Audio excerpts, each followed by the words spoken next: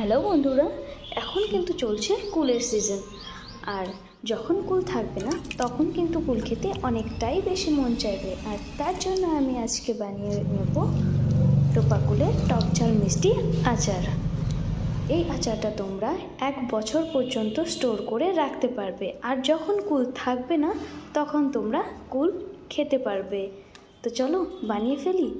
কুলের আচারটা বানানোর জন্য আমি পাকা পাকা কুল নিয়ে নিয়েছি।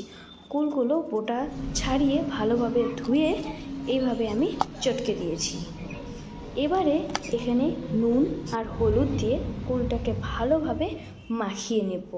মাখানো হয়ে গেলে এটা আমি 1 দিনের জন্য রোদে দেব। 1 দিনই রোদে দেব, বেশি দিন আমি রোদে দেব না।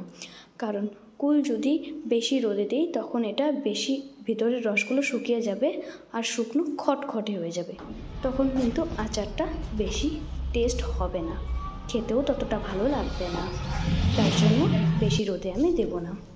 কুলের আচার বানানোর জন্য আমি নিয়ে নিয়েছি 20টে শুকনো লঙ্কা, গোটা জিরে, মৌরি আর কয়েকটা তেজপাতা। এইবার আমি শুকনো খোলায় শুকনো লঙ্কাগুলো ভেজে নেব লাল লাল করে। শুকনো লঙ্কা ভেজে নেওয়ার পর সেই শুকনো খোলায় আমি গোটা জিরে আর মৌরিগুলো ভেজে নেব।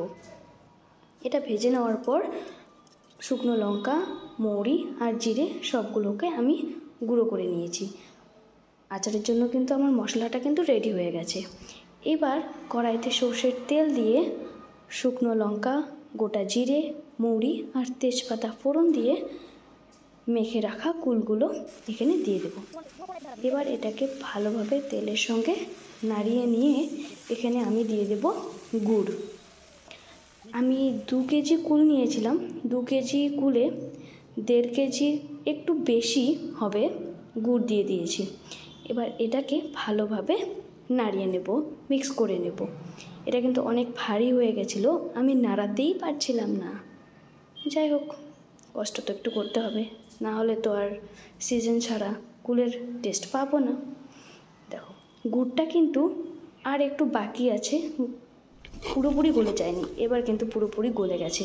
এবার এখানে আমি যে মশলাটা করে রেখেছিলাম সেই মশলাটা এখানে দিয়ে ভালোভাবে আবার মিক্স করে নেব সবগুলোকে। ভালোভাবে এটাকে মিক্স করে নিলেই কিন্তু রেডি হয়ে যাবে টক ঝাল মিষ্টি কুলের আচার। আর এটাকে তোমরা অনেক দিন পর্যন্ত স্টোর করে রাখতে পারবে আর খেতে পারবে। তো তোমরাও চটজলদি বানিয়ে ফেলো কুলের আচার।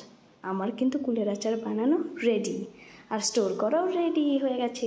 তোমরাও চটজলদি বানিয়ে ফেলো। বাই।